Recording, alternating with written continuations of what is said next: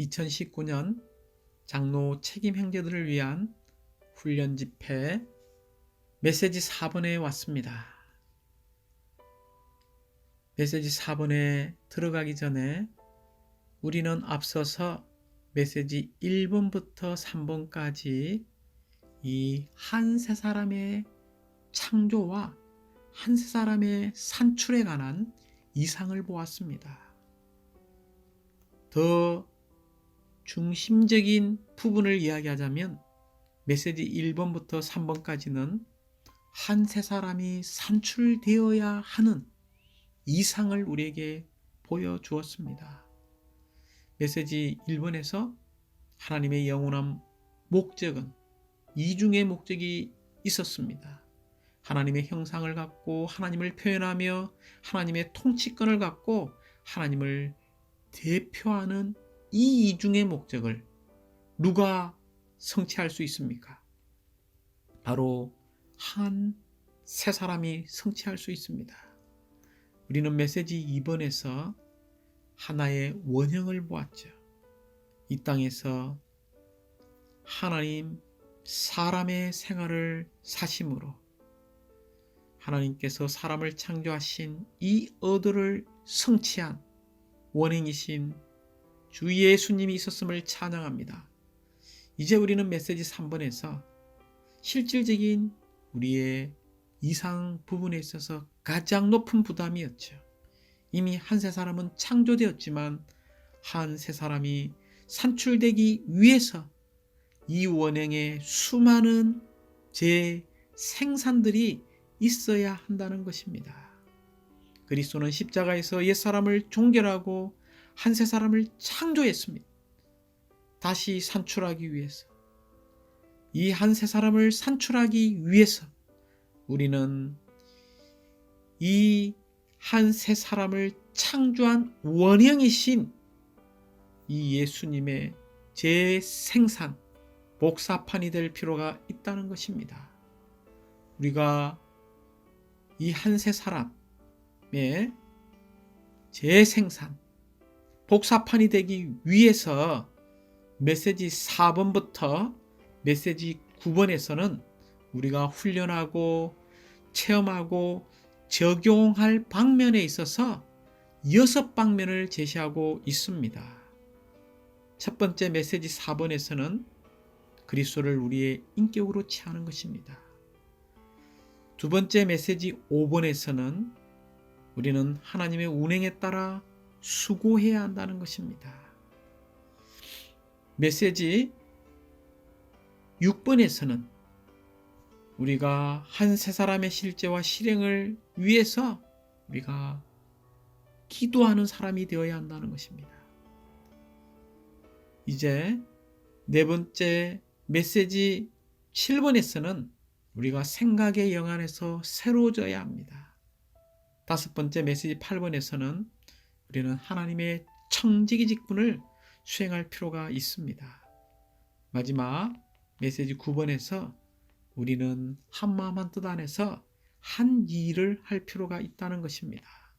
그러므로 이제 우리가 추구할 메시지 4번부터 메시지 9번에 있는 이 6가지 중요한 훈련해야 되는 이 부분을 붙잡고 우리가 추구하면서 주님께 나아가기 원합니다. 첫 번째는 인격, 두 번째는 수고, 세 번째는 기도, 네 번째는 새로워짐은, 다섯 번째는 직분, 여섯 번째는 한 일이라는 이러한 중심적인 부담을 갖고 우리가 적용하고 또 체험하고 훈련하기 원합니다. 이제 메시지 4번에 왔습니다. 메시지 4번의 제목은 한 세 사람을 위해 그리스도를 우리의 인격으로 취함입니다. 먼저 우리는 메시지 4번에 이 제목에 있는 위해라는 이 전치사가 무엇을 함축하고 있는지를 보아야 합니다.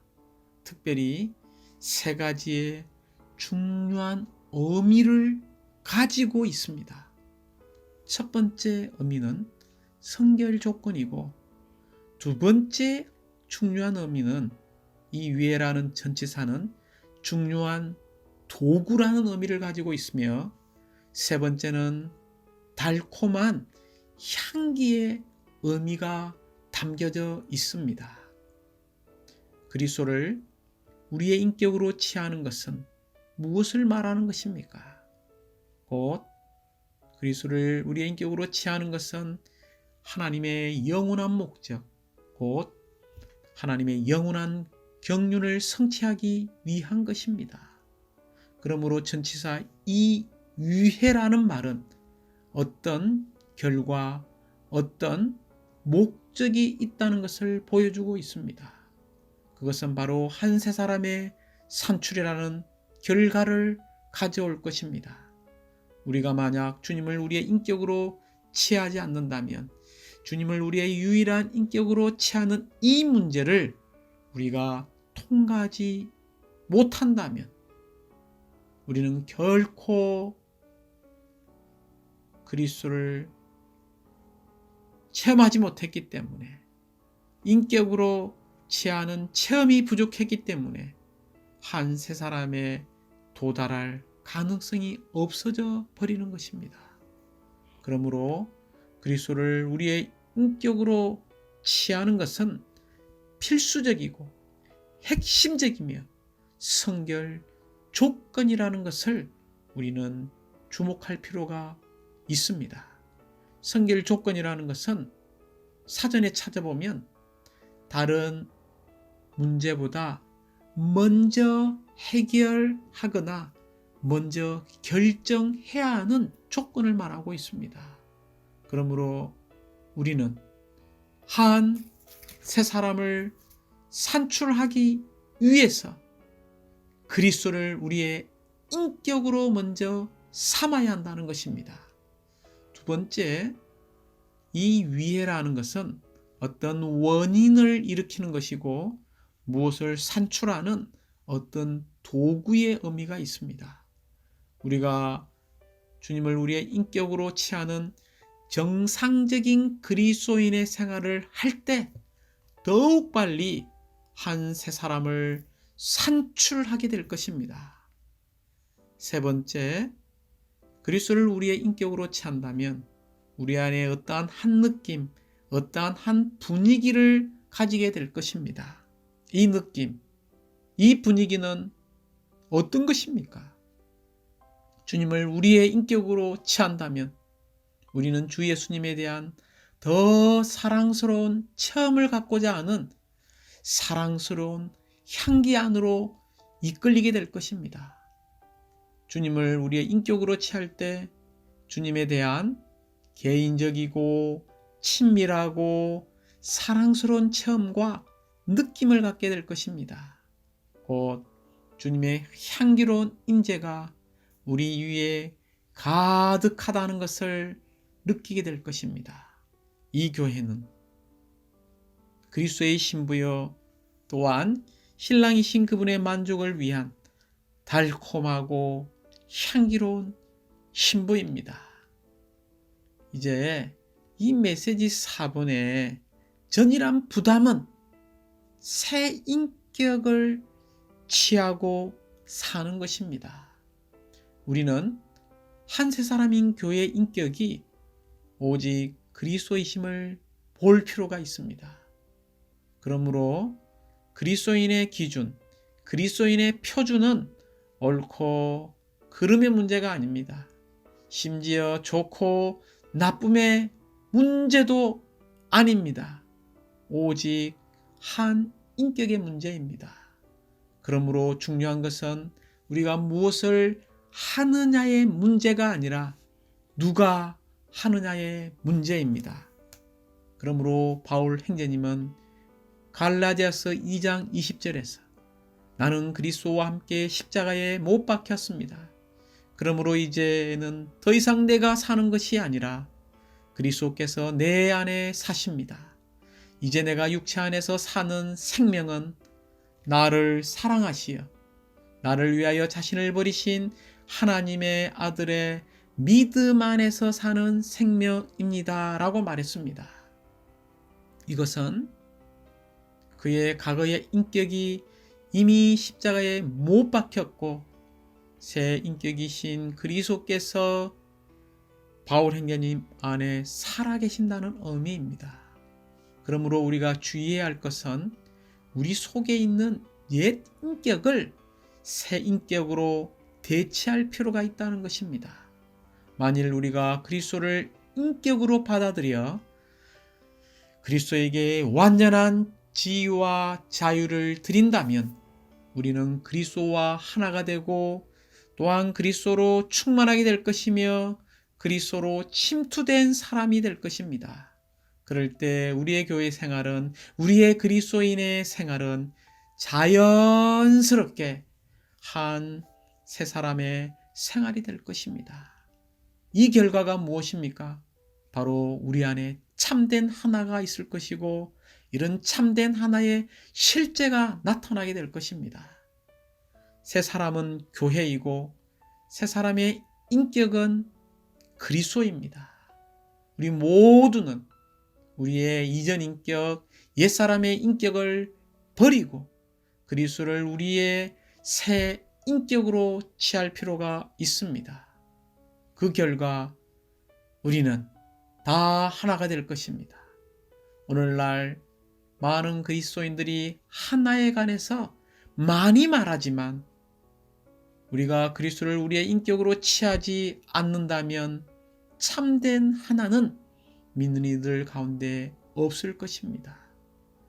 우리 가운데 있는 참된 하나는 누구입니까? 참된 하나는 무엇입니까? 바로 우리 모두가 취하는 그리스도의 인격입니다. 우리는 우리 자신의 인격으로 살고 행동하고 일해서는 결코 안 됩니다. 오히려 그리스도를 우리의 인격으로 취해야 합니다. 이와 같이 우리 모두가 동시에 동일한 인격을 취할 때에 우리는 하나가 될 수 있습니다. 많은 사람이 있지만 한 머리만 있고 한 인격만 있습니다. 이것이 하나를 산출할 것이고 합일에 이르는 유일한 길입니다. 그것은 많은 개개인들이 서로 동의하여 이루어진 하나가 아닙니다. 교회 가운데 있는 이 하나는 그리스도의 모든 지체들이 그들의 유일한 인격으로 취한 한 분 그리스도임을 찬양합니다. 이제 우리가 메시지 4번을 로마자 순서에 따라서 보기 원합니다. 먼저 로마자 1번은 그리스도를 우리의 인격으로 취하는 것을 말하고 있습니다. 인격으로 취함이라는 이 부분이 우리의 중심적인 부담인 것을 보기 원합니다. 로마자 2번은 옛사람의 인격 전체를 제쳐두고 새 인격에 의해서 살아야 합니다. 로마자 2번의 부담은 새 인격에 의해서 삶입니다. 로마자 3번은 결정을 하는 면에서 그리스도를 우리의 인격으로 취함이죠. 로마자 3번의 중심적인 부담은 결정하는 면입니다. 로마자 4번은 바울의 본을 보여주고 있고 로마자 5번은 오늘날 주님의 회복에 긴급한 필요가, 이 필요가 바로 이런 바울의 형제님의 본에 따라서 우리가 또한 이러한 작은 본들이 되어야 한다는 것입니다. 그러므로 그리스도를 우리의 인격으로 취한다면 우리는 자연스럽게 옛사람의 인격 전체를 제쳐두고 새 인격에 의해서 살게 될 것입니다. 새 인격에 의해서 살 때에 우리는 결정하는 크고 작은 면에 있어서 그리스도를 우리의 인격으로 또 취하게 될 것입니다. 이러한 본이 바울 행제님에게 있었음을 찬양합니다.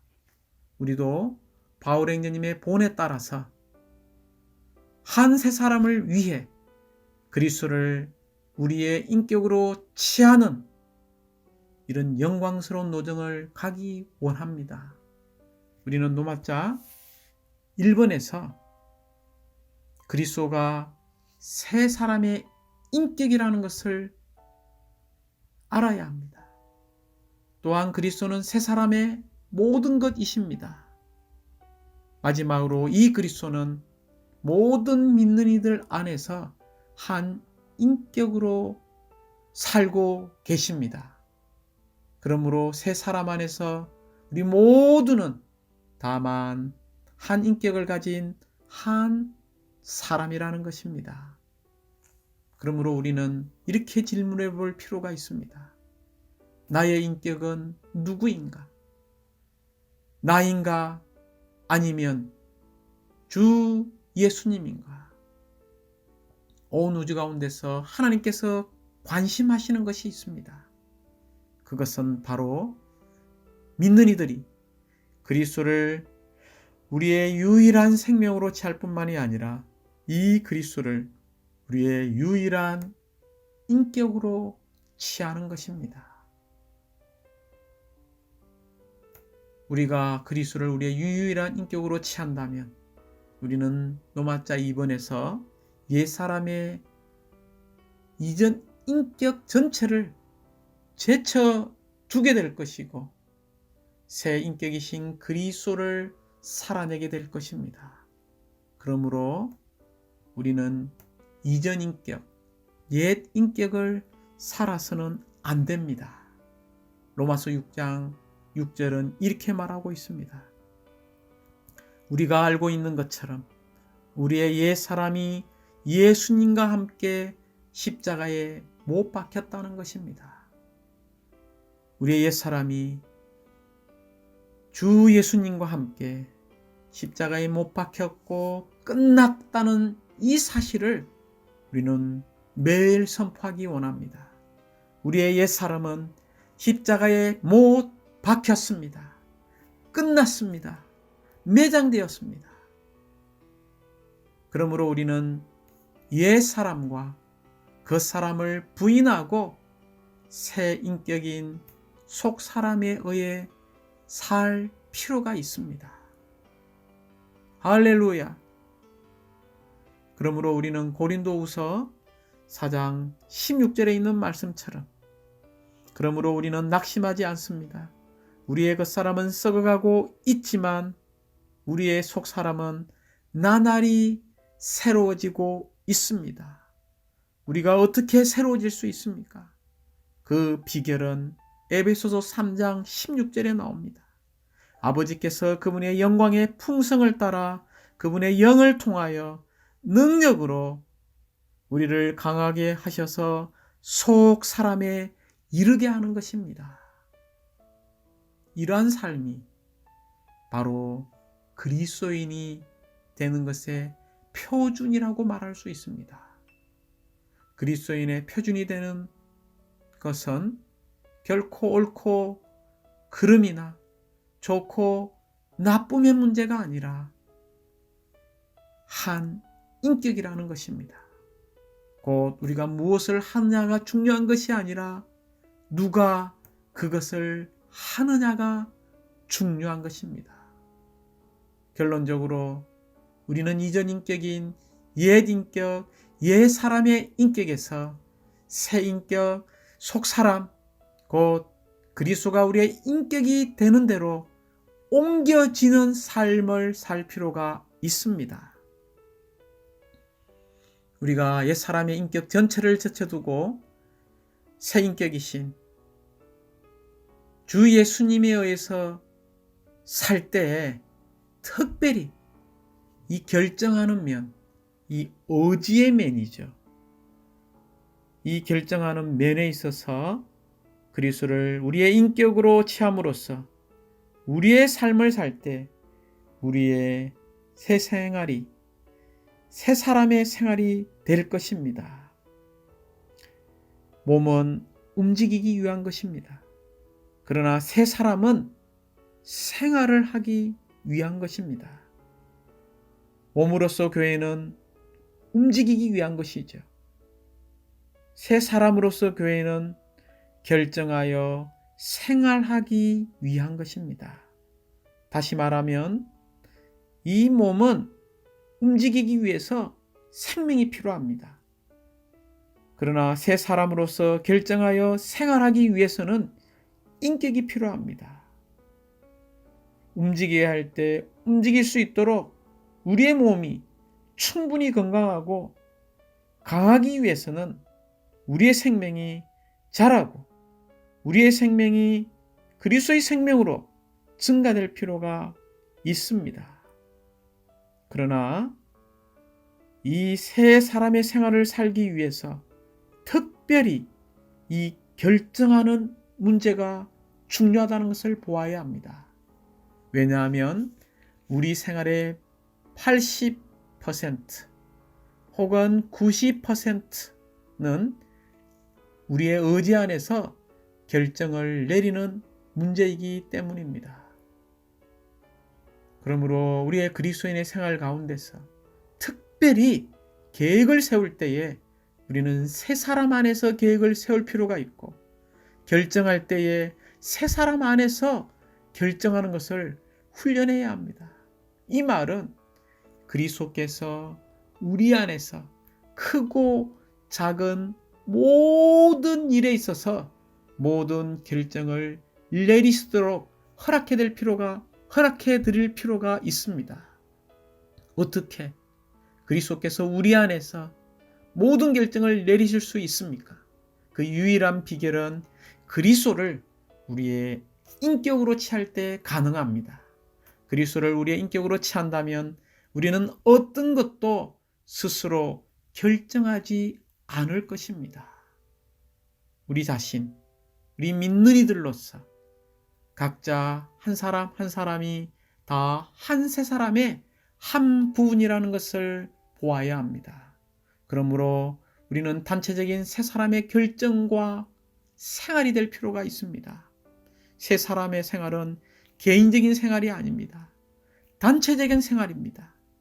그러므로 우리의 생활과 움직임이 모두 단체적이기 때문에 단체적인 새 사람의 결정과 생활인 이런 교회 생활을 우리는 더욱더 회복하기 원합니다.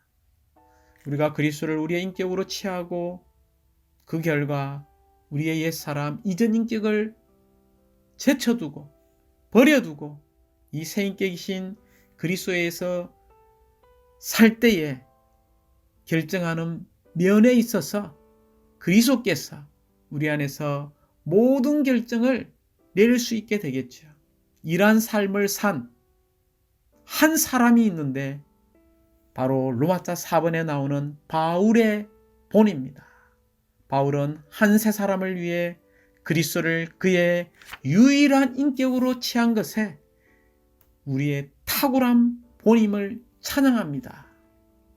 특별히 로마자 4번에서 첫 번째 그리스도께서 바울 안에서 계시되었습니다. 두 번째 그리스도께서 바울 안에서 사셨습니다. 세 번째 그리스도의 형상이 바울 안에서 이루어졌습니다. 네 번째 그리스도께서 바울의 마음 안에서 거처를 정했습니다. 다섯 번째 그리스도 예수님의 심장, 그 그리스도 예수님의 속 부분들 안에서 봉사했습니다.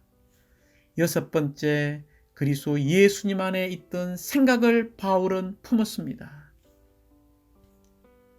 일곱 번째 그리스도의 인격으로 용서한 바울의 본이 있음을 찬양합니다.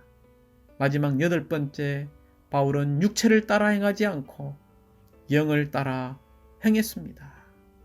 그러므로 첫 번째 계시라는 단어를, 두 번째는 사심, 세 번째는 형상, 네 번째는 거처, 다섯 번째는 심장, 여섯 번째는 생각, 일곱 번째는 용서, 마지막 여덟 번째는 이 영이라는 단어를 붙잡고 우리도 바울 행제님의 본을 따라서 이러한 삶을 훈련하기 원합니다. 먼저 바울의 본 가운데 그리스도께서 바울 안에서 계시되었죠. 갈라디아서 1장 15절에 있는 말씀처럼 하나님께서 가장 기쁘시게 하는 일이 있는데 그것은 그리스도께서 우리 안에 계시되는 것입니다. 그러므로 우리는 하나님의 아들에 대한 계시로 충만케 될 필요가 있습니다. 두 번째, 갈라디아서 2장 20절에 있는 것처럼 그리스도께서 바울 행제님 안에 사셨죠. 바울은 인격이신 그리스도께서 자신 안에 사신다라고 말했습니다. 그리스도께서 그분의 부활 안에서 오늘날 우리 안에 살고 있음을 찬양합니다. 여전히 우리도 그리스도께서 우리 안에서 살고 있음을 선포하기 원합니다. 세 번째, 그리스도의 형상이 바울 행님 안에서 이루어졌죠. 여전히 이 그리스도께서 우리 안에서 형상을 이루기 위해서 자랄 필요가 있습니다. 곧 우리가 성숙할 때 우리 안에 그리스도의 형상이 더욱더 이루어질 것이고 완전히 성숙할 때 우리는 그리스도의 완전한 형상을 이루게 될 것입니다. 네 번째, 그리스도께서 바울 행제님의 마음 안에 거처를 정한 것이 에베소 3장 17절에 나옵니다. 어떻게 우리의 마음 안에 거처를 정할 수 있습니까? 우리를 강하게 하셔서 속 사람의 이를 때에 거처를 정하게 됩니다. 그러므로 우리는 그리스도께서 우리 안에 있는 모든 공간, 곧 생각의 방, 감정의 방, 의지의 방, 또 하나인 양심의 방, 대표적으로 이 4개의 방을 다 차지하시도록 허락해 드릴 필요가 있습니다. 다섯 번째, 그리스도 예수님의 심장 안에서 봉사한 본을 빌립보서 1장 8절에서 볼 수 있죠.